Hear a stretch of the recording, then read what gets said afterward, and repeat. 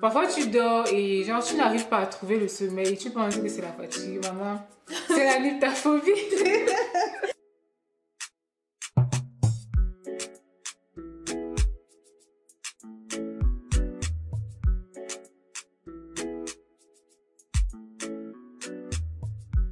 Coucou les amis, bienvenue sur notre chaîne Façon est belle. Moi c'est Nadia. Et moi, c'est un tiche. Aujourd'hui on va vous parler d'un fléau qui touche énormément de personnes. Pourtant on n'entend pas très souvent parler. Il s'agit De la nyptophobie. En fait, c'est la peur de finir seul ou la peur de finir célibataire. Et je pense que ça concerne tous les sexes, bien évidemment. Et selon toi, qu'est-ce qui cause cette phobie chez une personne? Je pense que le plus flagrant, en fait, c'est la pression de la société. Exactement. Il y Moi, a je par suis exemple, d'accord. en fait, ces familles, en fait, qui, à un certain âge de leurs enfants, commencent à leur mettre une certaine pression, du genre, ils doivent sortir de la maison, bref, ils doivent aller en mariage en quelque sorte. Et je pense que cela, en fait, ça cause en l'individu une certaine pression, une certaine peur, en fait, de... Si mes parents me disent que c'est le moment, ça veut dire que c'est vraiment le moment et Exactement. je ne suis pas encore, genre, j'ai pas encore trouvé la personne idéale, qu'est-ce que je fais et tout. Et si tu te rappelles, dernièrement, il y a ces trucs qui défilaient sur les réseaux du genre, les personnes qui sont nées entre le genre, je pense que c'était 94 et 99. 99. Ouais, vous devez déjà sortir de la maison familiale. C'est vrai, c'est un truc qui nous a fait rigoler et on en rigole toujours, mais je pense que c'est vraiment un truc assez important parce qu'il y a des personnes qui subissent vraiment cela. Des personnes à qui on le dit vraiment de manière très sérieuse et Exactement. à ce moment-là, c'est pas bon en fait pour le mindset de la personne. C'est pas bon Oui, vraiment. exactement, c'est un petit pour rester dans le cadre de la société. On a aussi les amis, par exemple les amis d'enfance ou les amis proches qui peut-être sont casés, qui ont des enfants et tout, qui sont dans une relation sérieuse.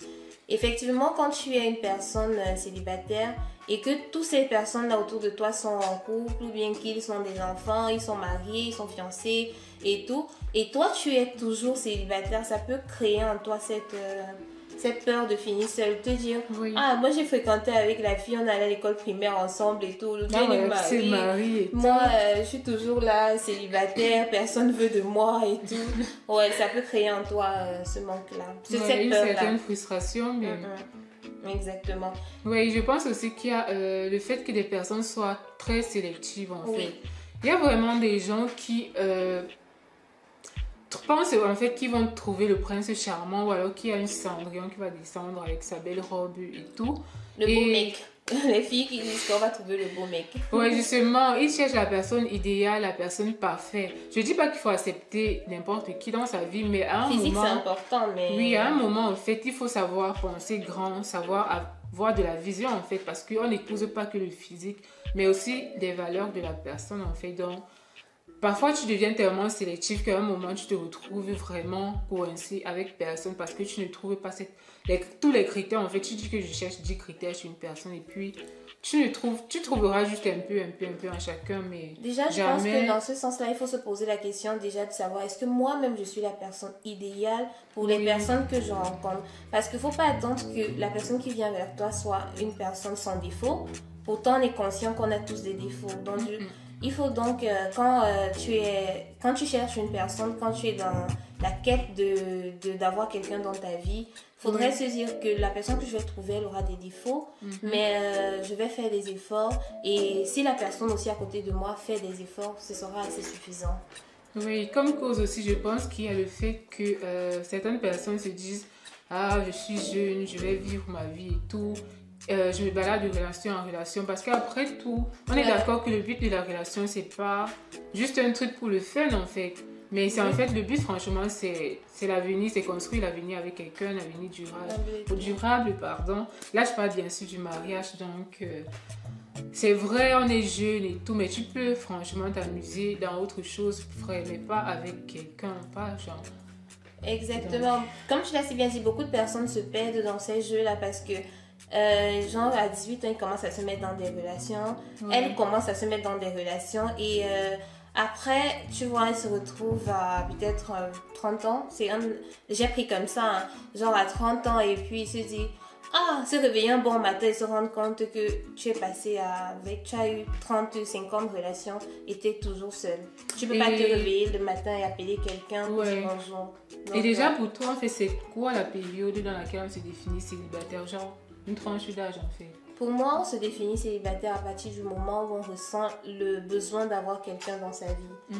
Ça peut commencer à 12 ans, ça peut commencer chez une autre personne à 30 ans. Donc, il faut laisser à chacun de son processus, en fait. Il faut se dire qu'on est tous des personnes différentes. Parce que, effectivement, je reviens encore à la cause de la société parce que déjà, quand on voit tout le monde est marié, tout le monde est fiancé, tout le monde a des enfants et tout, on a envie de te mettre cette pression-là. Pourtant, peut-être tu ne ressens même pas encore la peur ou tu ne ressens même pas encore le besoin de te mettre en relation. Et faisant comme ça, tu peux te retrouver dans une relation au final et rien en tirer parce que oui, on peut se mettre en relation et après se séparer mais tirer quelque chose. Pourtant, si tu pars dans une relation juste pour faire plaisir aux beaux yeux de tes amis, aux beaux yeux de ta famille, tu peux entrer dans une relation et en sortir sans rien tirer de positif.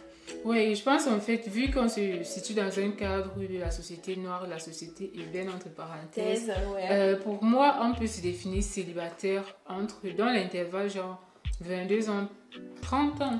Bon, 22 ans jusqu'à l'infini parce que quelqu'un qui a 19 ans par exemple ne peut pas me dire genre j'ai peur de finir, c'est genre je suis célibataire et tout. C'est pas que tu as toute la vie devant toi, mais bon, ton chemin est encore long en fait et tu as le temps de te construire.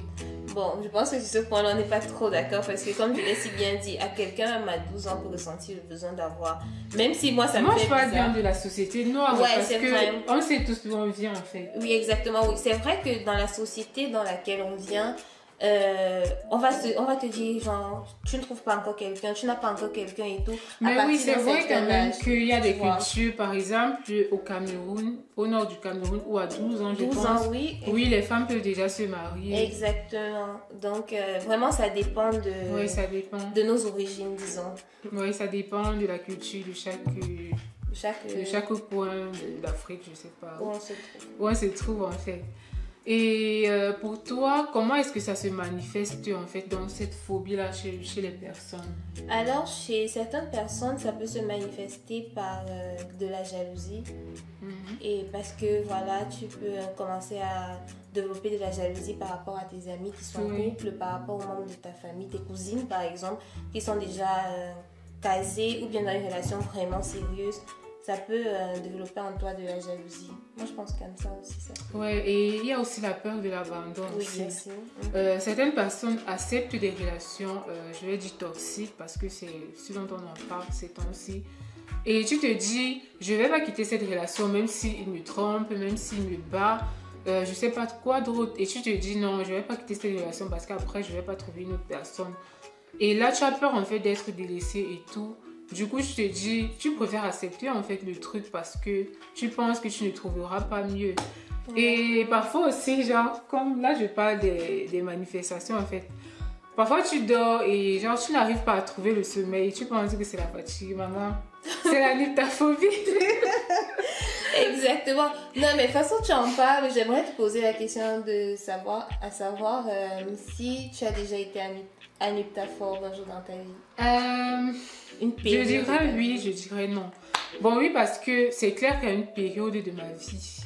Bon, dire période de ma vie, c'est trop vaste parce que c'est peut-être une idée qui m'est passée par la tête, genre 2 secondes et pouf. Donc, où je me suis demandé, et si jamais je finis seule? Mais c'est pas parce que j'avais un certain problème du corps, un manque de confiance, non, mais je pense que c'est quand même un truc qui, à un moment de notre jeunesse, de notre vie, nous traverse l'esprit.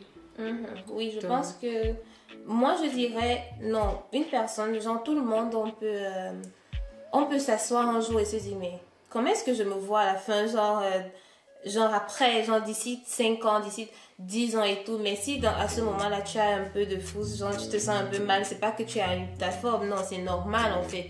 Mais genre la nymptophobie, c'est un truc qui se passe. On parle de phobie quand ça quand cette peur-là devient grandie au jour le jour et tout, ça devient un peu trop dans ton quotidien et ça marque même tes journées limite. Et du coup, par rapport à ça, on va donc vous donner quelques petites astuces ou alors quelques petits conseils de comment en fait surpasser ou alors transcender cet état d'esprit-là. Parce que je pense que cette phobie, c'est un état d'esprit, non? Oui, exactement. Du coup, on va vous donner quelques petits conseils, comment faire. Et voilà, Nadia, qu'est-ce que tu en penses? Pour moi, si tu es dans une période de ta vie où tu es célibataire ou tu n'as personne dans ta vie, dis-toi que c'est juste une transition.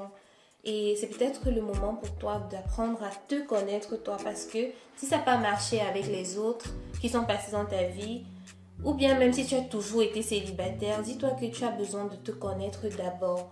Prends ce moment pour apprendre à te connaître, pour apprendre à développer des hobbies. Et comme ça, tu vas dégager des ondes assez positives qui vont faire en sorte que les personnes vont venir plus facilement vers toi. Oui, déjà, et je pense que c'est assez légitime pour une personne de ressentir ce désir-là de se marier à un certain âge. C'est tout à fait légitime. Déjà, quand Dieu a créé l'homme, il a dit il n'est pas bon que l'homme soit seul. Donc, en fait, mais après, c'est pas pour dire en fait que tout le monde est destiné à se marier. Déjà, il y a des personnes qui ont décidé délibérément de vivre seul, en fait. Donc, du coup, dis-toi que c'est un truc tout à fait légitime. Il n'y a pas de honte à ressentir l'envie de se marier et tout. Mais après, je ne vais pas dire que le mariage, c'est pas une fin en soi, comme certaines personnes le disent. Mais se marier, en fait, c'est une sorte d'accomplissement. Le mariage, c'est un accomplissement parce que c'est le rêve de toute une vie, de toutes les... On dit c'est le rêve de toutes les filles, mais c'est faux. C'est le rêve de toutes les personnes, en fait, parce que même les hommes aimeraient se marier. Hein. Oui, ça augmente l'honneur, le charisme et tout ça. Tu vas voir, par exemple, les hommes, dès qu'ils commencent à travailler et tout, direct, même la famille, on va te dire, quand tu vas venir, on va dire, non, il faut aller chercher la femme parce que quand tu auras une femme, ça va plus, on va te donner plus de respect. Tu honores ta famille, en fait. Exactement, on va te donner plus de respect et tout. Donc, du coup, c'est le rêve de toutes les personnes. Donc, il ne faut pas faire semblant. Ouais, et enfin, je vais dire qu'il faut cultiver la confiance en soi, se donner de la valeur, parce que plus tu te donnes de la valeur, plus tu vas pousser à accepter n'importe qui dans ta vie. Exactement. En fait. Parce que tant que tu ne donnes pas de la valeur, tu vas te vendre moins cher, en fait. Donnons-nous de la valeur et ayons confiance en nous. Chaque chose dans la vie a son temps. C'est pas parce qu'aujourd'hui tu es célibataire que tu vas finir comme ça, non. Chaque chose a son temps, pardon. Et bon, moi, en ce qui me concerne, j'ai cherché et j'ai trouvé énormément de citations. Donc, s'il y a une merveilleuse personne qui passe sur cette vidéo et qui en ce moment se sent seule et a besoin de quelqu'un, je pense qu'il faut regarder sur Google. Il y a énormément de citations de réconfort pour une personne seule. Et j'ai pris parmi toutes ces citations, une citation qui m'a vraiment parlé de Gustave Thibon qui dit « Il est amer d'être seul, mais il est plus amer encore quand on est deux, de ne pas faire qu'un seul. La pire des solitudes gît dans la communion ratée. » Comme on dit communément, mieux vaut vivre seul, mieux vaut être seul qu'être mal accompagné. Du coup, on va vous afficher la citation quelque part là. Oui. Et voilà, on est arrivé au terme de notre vidéo. On espère qu'elle vous a plu. Ouais, du coup, n'oubliez pas de liker, partager et surtout de vous abonner et activer la cloche de notification.